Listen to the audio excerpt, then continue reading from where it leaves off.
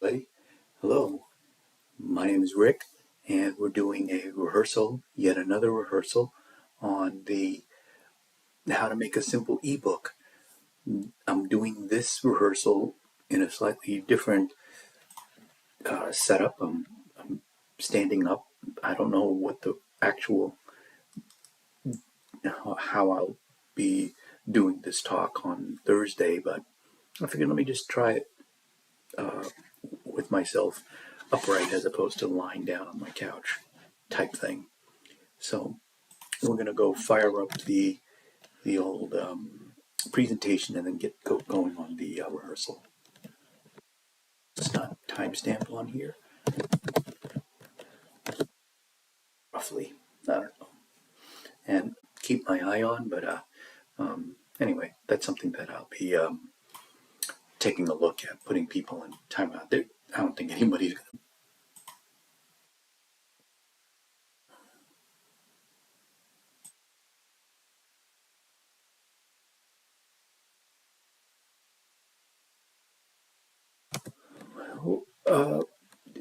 This talk is about how to make a simple ebook, and I want to talk first about a book that I made, which is now on Amazon. But then we'll dive right into what's inside an ebook, and then finally we're going to make our own. We're going to make our own. We're going to spend the majority of the time in the tools that allow you to make your own ebook.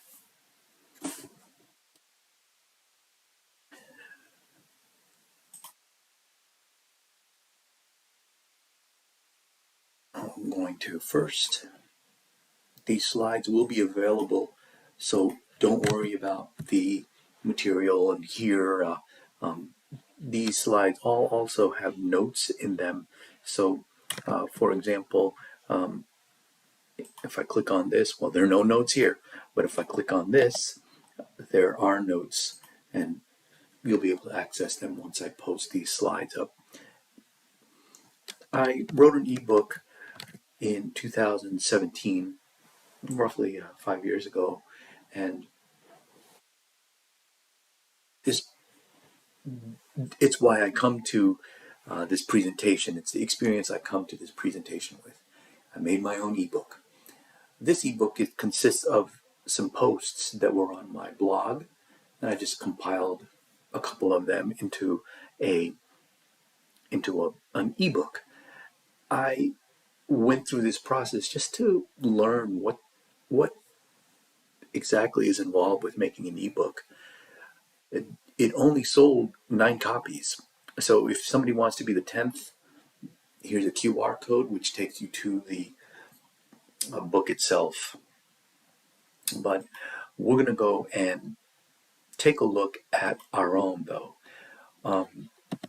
Before I do, I do want to mention this presentation that I found on the internet, on YouTube, by Michael Sowers. He talks about a brief history of eBooks. This is his third take on this, and that was back in 2011. But I liked his presentation. There was a slide which I've copied here, which shows the history of eBooks and how for a long time it was caught up with the devices that were used to display the eBooks, right up until around 2007. And from 2007, the Kindle was released, a new marketplace was born for digital books, and I would imagine at that point the self-publishing market began to gain steam. The other aspect of ebooks that has changed is that when Apple released their iPad back in 2010, a whole world of ebooks could be displayed on devices. Moreover, ebook devices became apps.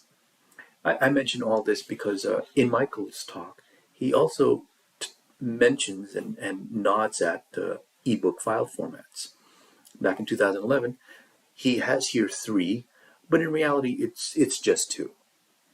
There's EPUB, which is the open one, created by a standards process. Right now, EPUB 3 is out, and it's going through the W3.org process, World Wide Web process, World Wide Web Consortium. The other format, though, is Amazon's. Amazon, back in 2011 and earlier, used a proprietary format by another vendor called Mobi Pocket, but then they rebranded it and called it their own format. These, EPUB and Mobi or Amazon, have the capability of digital rights management. I'm not going to be able to talk about digital rights management, but I just point out that both of these books formats have that capability. So that's a little bit of a history of eBooks and ebook devices. But now let's take a look at let's take a look at a by itself and what's inside. I'm going to go and open an ebook. I have this ebook from a gentleman I worked with. His ebook is titled Principles of Immediately Effective Instruction. Don Jones and I were in a project. I worked on a project of Don Jones, a publishing project, and he was putting out information on what it takes to have effective instruction. I just realized I'm going to go and swap screens here. With this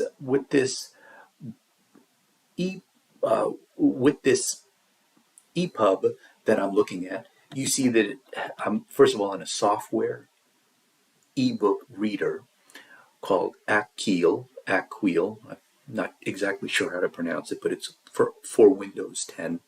That's the first one I found on the Microsoft Store. And I just point out that there's a basic table of contents. There's the ability to highlight and take notes. And of course, the usual features of an ebook where you can control the layout. Ebooks are essentially user-driven in that users decide how the book should be displayed. But what is inside this ebook? What is this that I have up? The slide shows that, first of all, the slide shows that it's inside of a tool called Sigil, and we're going to take a look at it in a moment. But an ebook, when I was preparing for this talk, I ran into a great turn of the phrase that I'm going to share now, which is an ebook is a website in a box. And I like that phrase. I like that phrase a lot because when a history of ebooks is written, somebody will point out that ebooks really came to be more prevalent once there was a technology like HTML and the World Wide Web, because the World Wide Web and HTML allows the browser to drive the content to an extent. So an ebook is a container of HTML files. And if you're savvy, you'll see that it's actually XHTML. We're going to get into that in a moment. But in terms of the container aspect, what that means is that an ebook is really a zip file. So if I use my tool here, 7-zip, I can open this archive, and you can see that it actually consists of multiple files, again, packaged inside of a single zip file. All the HTML files are in here, plus a few other files. And there's some metadata, and all of this is driven by the standards, which are mostly here. So there's a EPUB 3 standard, and it defines where what are the files that are allowed inside, and how they should be organized. But let's look further inside of this ebook using the Sigil tool. Now, this is the tool that we're going to spend a lot of time in today. It's the one that I recommend for making your book into a ebook. I'm going to skip past this prompt. And what you see is a little bit what you saw in that PowerPoint. This is a list of HTML files, and if I double click on them, they display a preview here on the right. And we also see here a table of contents, which we can also use to navigate. There's also some search functionality. There's the ability where if you select a element, P in this case, it will highlight the ending element. We're going to talk about elements in HTML a little bit in this talk. A little bit later, we'll talk about those. There's also the ability to edit, modify the metadata, and finally we can insert other things into the document. In other words, Sigil, this tool which is available here, and again, my is fine control, fine-grained control over how to edit your EPUB. We're going to make our own in this class, so we're going to be in this tool, and of course, we're not going to edit this book. We're going to create our own. The theme of this hackathon this week is cookbooks. So I found a cookbook that we can use, and I found some content from there that we'll be able to shape into our own. Won't be visible, but I have this reference page because there's some other notes in here, namely the website in a box reference. In order for us to make an ebook, first of all, we're going to have to come to grips with HTML. Hopefully, working in a high-tech company, it's 2022. You probably have seen what HTML is. I'm going to go and describe HTML in a little bit more detail, but we're going to need to come to grips with HTML. There's not going to be too much that we need to worry about. There's also this corresponding CSS, and I'll touch on that in a moment. The other aspect of making an ebook is that we're going to have to write or obtain some content. I just mentioned we're going to obtain our own content. We're going to copy something from the internet. We'll get into that in a moment. Last 45 minutes, an hour, not enough to tell people how to write their own content. But I'm hoping that some of you here are curious about how to make an EPUB because you have your own content. You maybe have a blog, you maybe have it in a Word document, maybe you have it on typed out manuscript, I don't know. But you have a book and you think, I want to do some of my own publishing. And hopefully this course at least introduces you to that process. So we're going to write or obtain some content, and in this case, for our course, we're going to obtain some content. Then we have to format and convert that content, or convert that content. By that I mean we have the ability tools to do that. I'm going to show you one, which is Word to EPUB, a tool that uses Microsoft Word and allows us to convert it into an EPUB. I'm going to show you that in a moment. But we also have Sigil, which we've already opened. You see that it gives us a lot of fine control over how to do an EPUB. So we're going to be using that so that you can, when you're doing your own EPUB project, make your ebook look exactly the way you want, to make it look the very best that you can do. Finally, I'm going to talk very briefly about book covers. I'm not going to show you Photoshop, as I'm not a designer by any means, but I do have a procedure that I followed back when I did my ebook that worked very well. The ebook, let's first talk about, the rest of these slides are summary slides. First, we're going to touch on all of these, so I'm not going to talk about it here, but there are notes on this. The second thing is, you might be wondering, hey, we're going to make an EPUB. How am I going to get this into Amazon? Amazon will convert your EPUB into the Amazon format. When you go, when you're at the step of publishing your book on Amazon, you're on the Amazon Direct Publishing KDP. When you upload your content, you upload an EPUB, and Amazon will convert that for you.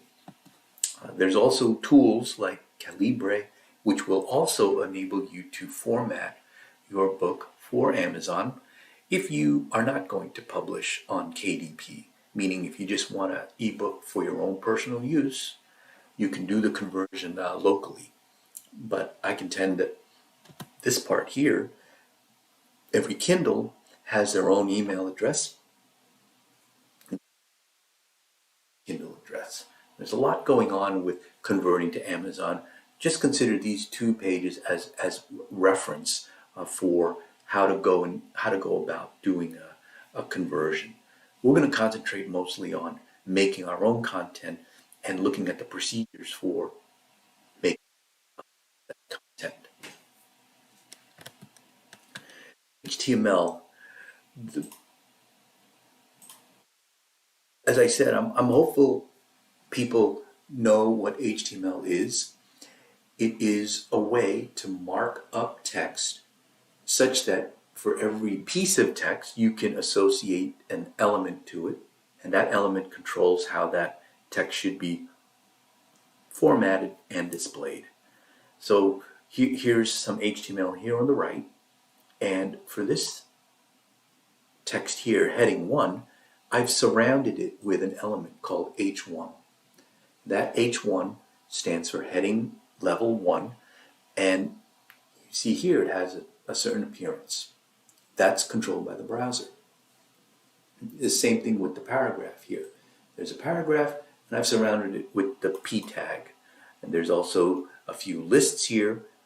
One is unordered, bullet list, and one is ordered, 1, 2, 3. And each item in the list has an LI element surrounding them. This is HTML. HTML, again, very big topic, a lot more than I just discussed here, including accessibility HTML and semantic HTML. I'm not going to get into any of that. I contend that really if you have an ebook that's primarily based on text, these elements here are the ones that are going to be the ones in use. I mentioned very briefly CSS. I left it off my slides because we're not going to spend too much time with CSS, but I wanted to introduce you, in case you haven't used it. CSS is a way to control or designate how elements should display. So here in this case, all of the H2 tags, their alignment is on the center. So they appear on the center of the page. If I were to change this to left,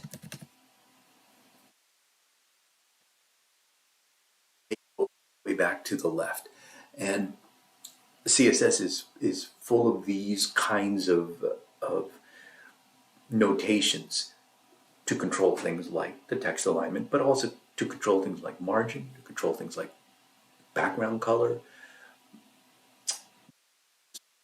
It's, again, a very big subject. For making your EPUB, simplicity is the goal, and there are some resources for coming up with a good style sheet, but for what we're going to demonstrate today, we're going to use the defaults that come with a conversion process. So that's the HTML side. The next thing is writing or obtaining content. I found a cookbook here.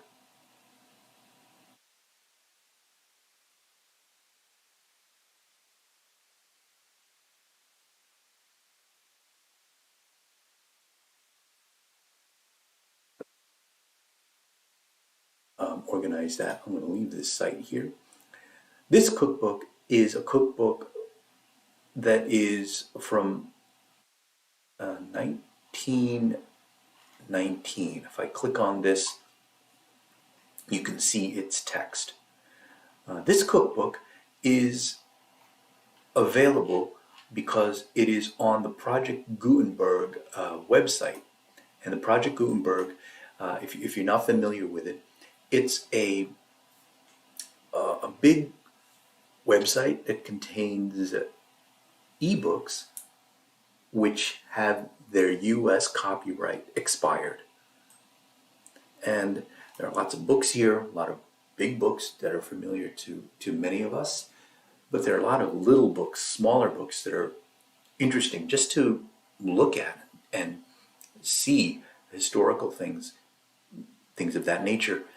Cookbooks is one of them, and I found this one by Maria Gentile. My wife is a data indexer for an online cookbook resource called eBooks. And when I showed her this cookbook, she says, that's not a real cookbook because here there's like no, it's almost like it's enumerating recipes. It doesn't tell you how to make it. But if you scroll down a little bit further, you find in the dessert section anyway, lots of different, to me, make it look like a normal cookbook. But again, this is just content that we're going to make into an EPUB. We're not here to edit this book. Maria Gentile back in 1919 compiled this, and I don't know how much of an audience there is for a book of this sort, but maybe, hey, maybe this has Nana's favorite recipe or something like that. In order to this content and turn it into an EPUB, we have to format it or convert it. Now, I introduce you to Sigil, and it has all of this capability, and we're going to get into that in a moment. But one of the ways that we can format our book quickly for an EPUB is to use a word processor and this tool, Microsoft Word. And Microsoft Word, as I said, I was in a publishing project, and I just remember the editors talking to me about, well, how are you going to do this project? You're very technical. Do you think you want to use a markup? What do you guys prefer? And they said, we'd like for you to use Microsoft Word. And I said, okay, that's fine. Microsoft Word, like it or not, is all over the place in publishing, and it has a lot of capability. One of the things that we're going to look at is styles, but because of its ubiquity, Word to EPUB has come to be created, which can convert your Microsoft Word document into an EPUB very quickly. So what does that look like? We will take our book, the Italian cookbook. I'm just going to do a select all into to a Microsoft Word document. That's all. And when I installed Word to EPUB, one of the things I noticed is it adds a Word ribbon, which is Word to EPUB. So I can use this to convert this document into an EPUB. One of the things that's good about Microsoft 100-page book, number of words, etc. You can also do some quick editing, formatting. Here I'm going to just get rid of this top part here, for example. There's also some boilerplate at the bottom, and I'm going to, which you see in the website. There's all this boilerplate about Project Gutenberg at the very end, including the person who transcribed the book. There's some notes here, but we don't need that for our document, for our EPUB. So we can go and get rid of it, and you can get rid of it pretty easily in Word. You're just doing a select and delete. Now I'm going to save this file and put it into my other books here. Italian Cookbook, version 6. And once it's saved, I can then click on this button and it's going to make an EPUB for me. So I'm going to go into the downloads. There's my Word document. Click on this thing, this button, and it's going to do some work behind the scenes. I say, okay. The work it's doing behind the scenes is reading my Microsoft Word document, trying to decide how to style it, trying to decide pages, formatting styles. It's going to do a lot. It's going to do it all automatically. And once this process finishes, it will produce a EPUB.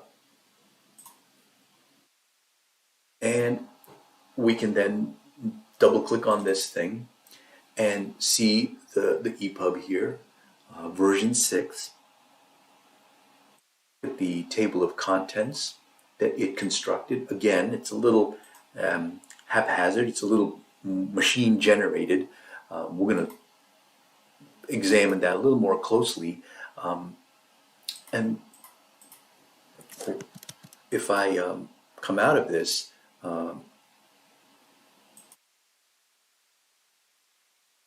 and I do page, you can see that the book has been converted. It's a little, again, there's some pieces here, like this is all, I don't know why this is not connected to this. I have some ideas, but the conversion, for the most part, made it into an ebook.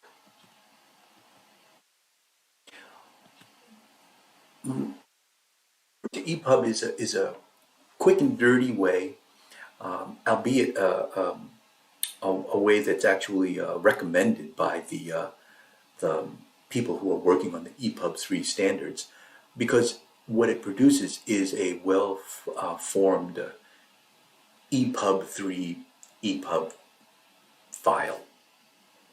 So this is going to be a well-formed EPUB 3 file. But as you can see, there may be some things that we would change if we were controlling. Go back to bread soup. The other piece here is a little slow, and one of the things that I noticed when I examined this file inside of Sigil is that the entire document, the entire cookbook, is actually in one big file. Now here, this is a rehearsal aside. There is a tool here to examine the book, but I've never used it. I just want to see if I can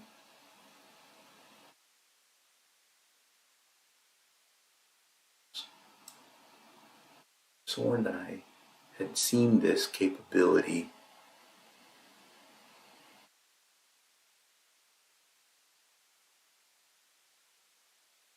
Mouse button click, nope. Where I was going with this is that this file here, O1, is an entirely blank page, but this file here, O4, contains the entire digital ebook reader is so slow, is that go and split up the content, one file per chapter. That's one of the best practices for your ebook. So the point of me showing you all this is that Word to EPUB is a terrific way to convert your book quickly. But chances are you're going to want to have a little more control over how the book is formatted, how the book is laid out. This document that we have here, this EPUB, is a simple ebook. And you might be satisfied. Maybe your ebook isn't as big as 100 pages. Maybe it's a short story, for example. Maybe it's a collection of maybe 5 short stories. I don't know. But Word to EPUB may get you there.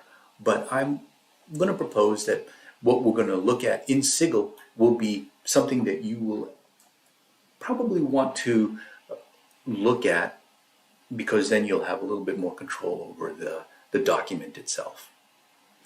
Now, so what we'll do next is we're going to take that same content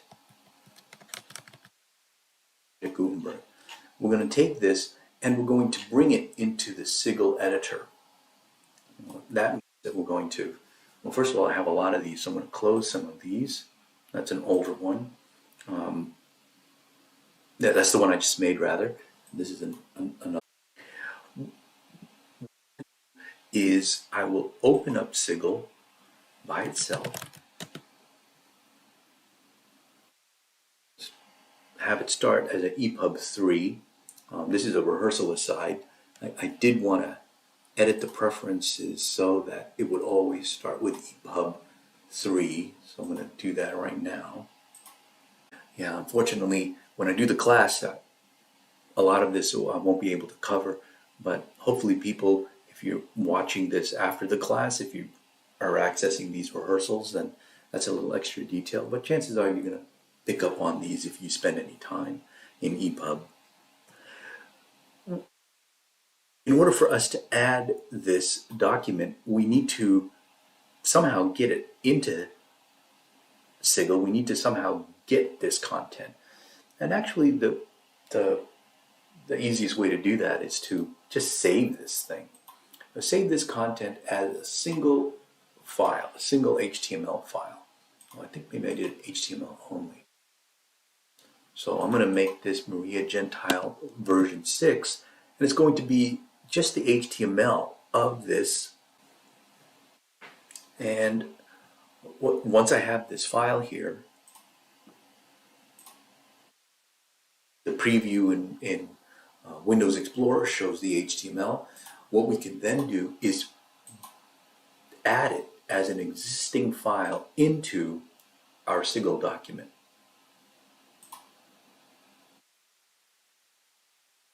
So there's our document, and here it is. The same thing that we saw earlier from the Word to EPUB, but now we have the direct HTML file from the, like for example, we can get rid of some of the boilerplate. There's some boilerplate here. It's a little, I would say, a little trickier because now we're inside of a big HTML file, and you have to pay attention to the contents. So here's the section which I've selected. If I scroll down, I see the end of this section here. So I'm just going to select all of that and just get rid of it. Now I have the correct start of the book. I'm going all the way to the bottom and find that boilerplate. That boilerplate also has a section, but I can just go all the way up to find its matching element.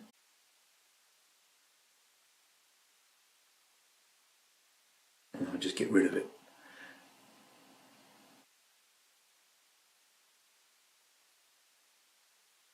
That thing, I'm not sure what that is, but I am going to get rid of that. That's a mistake. I'm also going to get rid of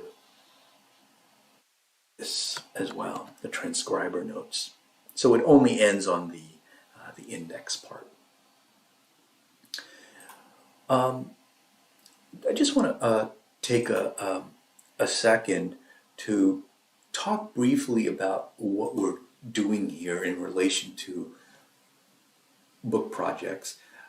What we're doing now, formatting this ebook and making it look the best that we can make it, making it look good for Kindle device or your Apple device. What we're doing is considered in traditional publishing as the production side, layout, formatting, producing the actual book itself. Hopefully, have your own content. I'll propose that writing the content is an editorial side of the house. That's where you have people like your maybe your fancy agent, your editor, Maybe you have somebody doing corrections and fact checking. That's all editorial side.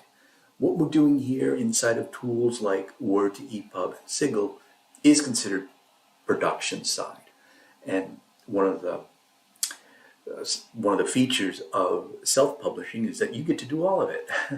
So hopefully you see from this talk that it's relatively straightforward, but you will need to get familiar with tools like Sigil so that you can make your ebook look good. One thing that I'm going to do is set up this file so that it's not just one big gigantic HTML file. Sigil has the capability to do that with the split at cursor function. So here I can find a section here like this, and just click on this button, click, and now I have one small file up here that is the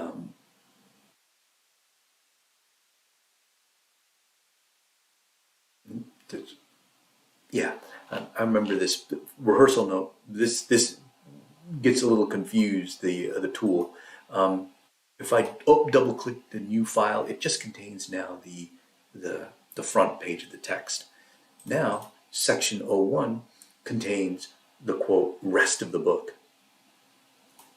To make the rest of the book, to split up the rest of the book, one of the things that I recognize is that there are header tags, which again mark like this preface here, that begin with H2. If I search for all of them in the document, H2, how many are there? There's 7. Oh, what we can do is just locate all of them and insert, or rather, we can then do a split to cursor there. And same thing with the next H2, we can come here and do a split. There's 2 H2 here, so I'm just going to split it right here. And as a quick note, for every H2, I can just put a marker here. I can insert a split marker, and everywhere I see an H2, I can add that split marker. There's a convenient keyboard shortcut for it in Windows. Once I do that, though, for all of the H2s,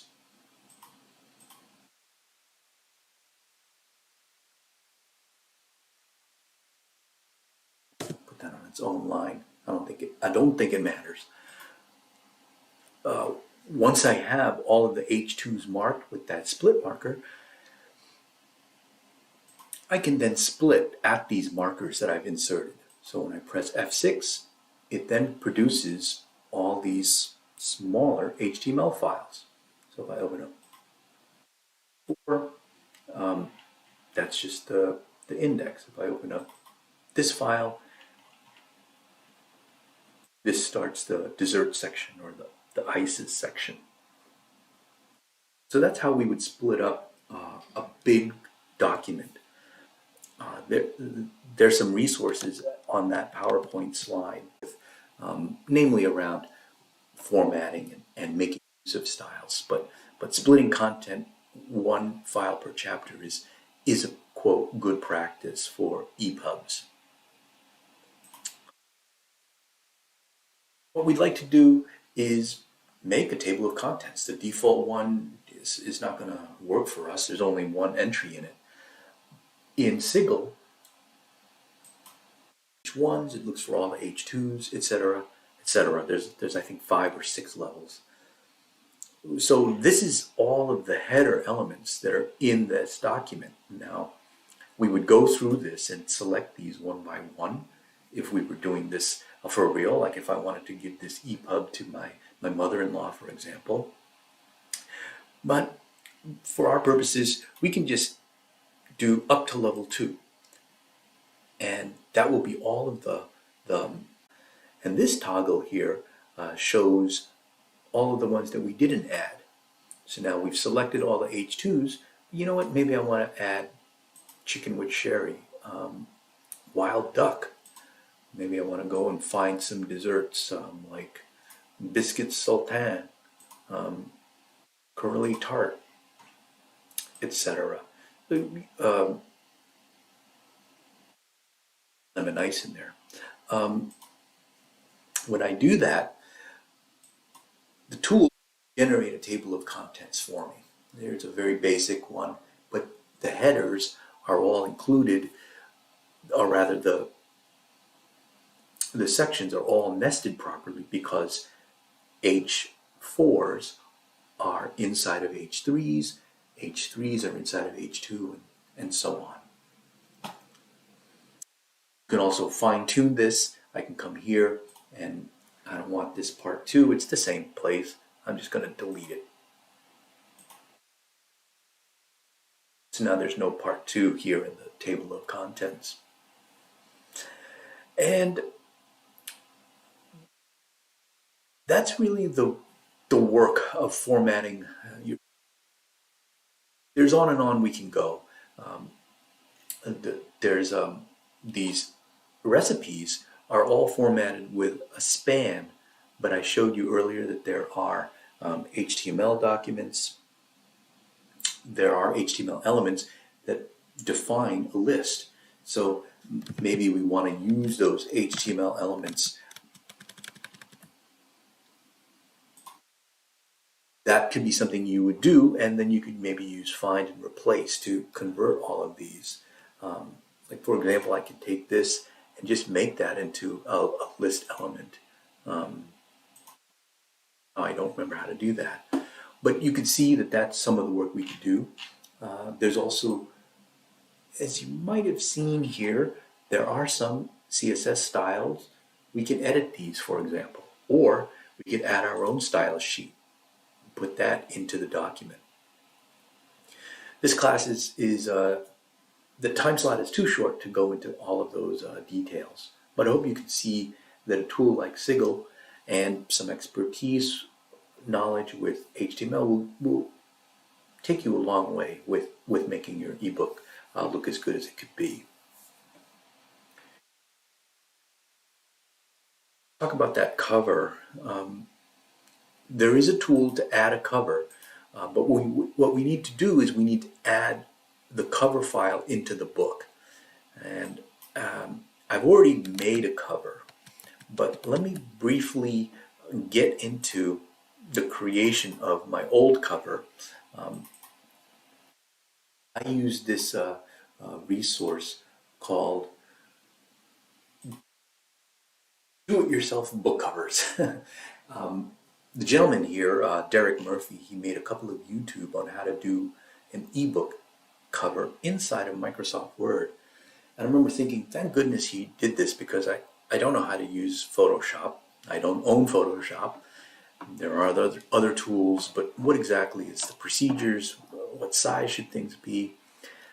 But he spells out how to do all of those. He spells out all those considerations, but he does it in Microsoft Word, which I have. So generally, the procedure is you take your image and you slot it in to your to the cover, and there's a certain style and certain settings. But this is what the cover looks like if everything was laid out. We're going to make our own cover for this cookbook. I'm going to start a new Word document, and since it's going to be a cover, one of the very first things that we need to do is just manipulate the margins. We're going to remove all of them. Then we need to bring in an image. What I found is, first of all, there are a lot of websites. Well, I don't know if there are a lot, but there's a good number of websites where you can get stock photography. But I've used this website called Flickr. And what I like about Flickr is that you can search for images in which some of the rights are granted for you to manipulate that image or incorporate that image into another work. The image or remix or add it to your own work, provided you attribute the photographer and that it's not commercial, for example. But there are other, in Flickr, you could search for commercial use photography, that kind of thing. But I like this picture, and I've downloaded it already. So I'm going to, the procedure will be to bring in your image.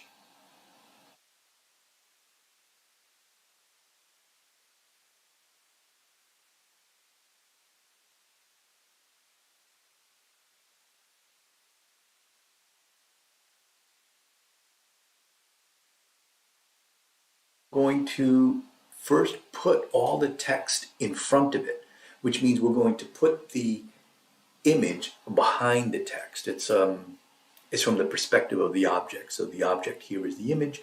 We're going to put the image behind all the text that we have. Then we're going to insert a text box.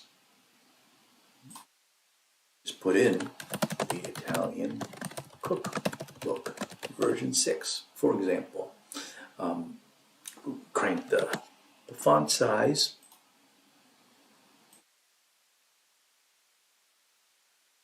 The the book cover, of course, is 6 by 9, but rely on Derek's website for the guidance on that.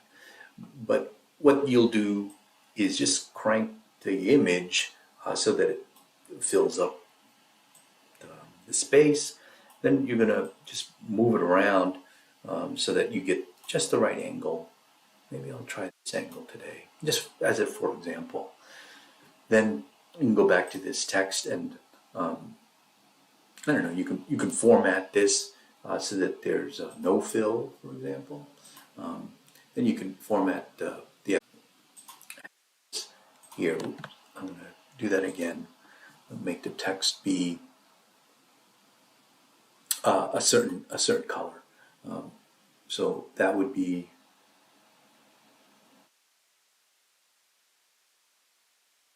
something like this, for example. This is just one way to do it. Now, if you're doing your own ebook, you might spend a whole afternoon or a whole day do it. If your book is the kind where you do want people to look at this thing, have it really pop, you might consider paying somebody to do this, because there are book cover designers. Some of them are well known. Clearly, the ones that produce the book covers for books you see in a bookstore, they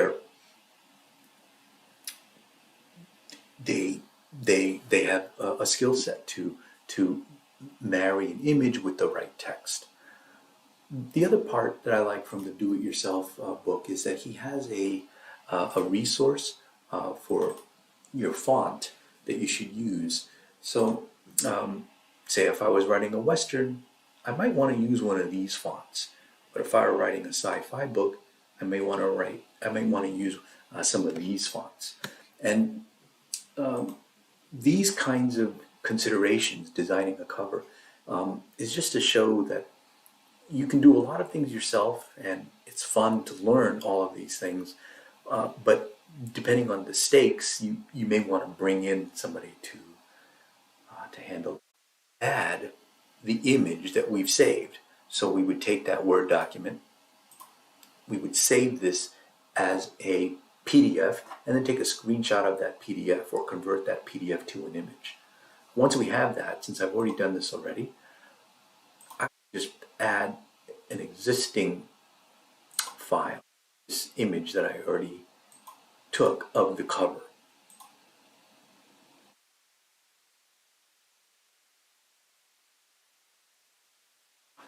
This image goes into my container.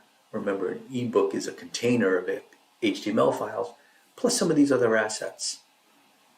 Now that it's in this container, I can then add a cover to it. Add the cover using that image.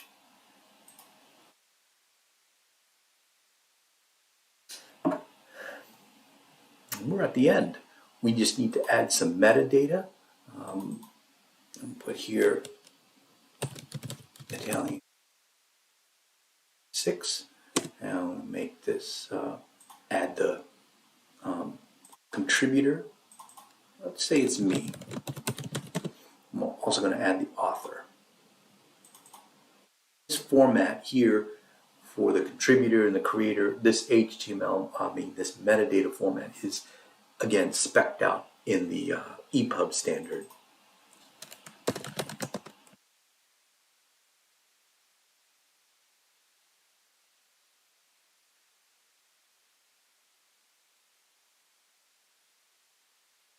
And once we have all of this, of course, along the way we would have saved this thing, but I'm going to save it now as a cookbook version 6. And now that we have this in a finished document, we can now go to it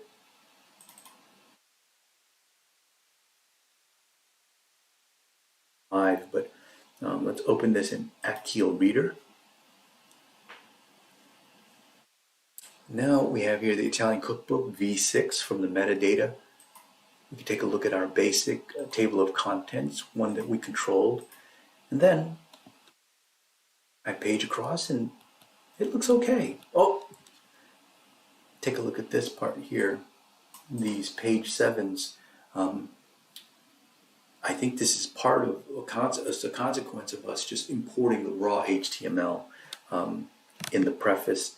There's probably some part here, if I do a search on all files, I can search for PG7, and this section here, span, is probably something we want to get rid of. But that's the work, that's the labor of putting together an EPUB.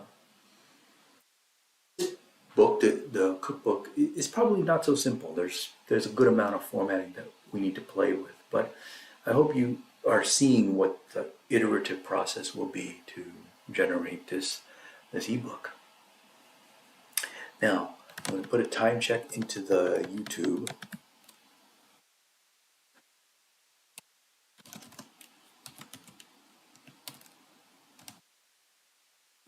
And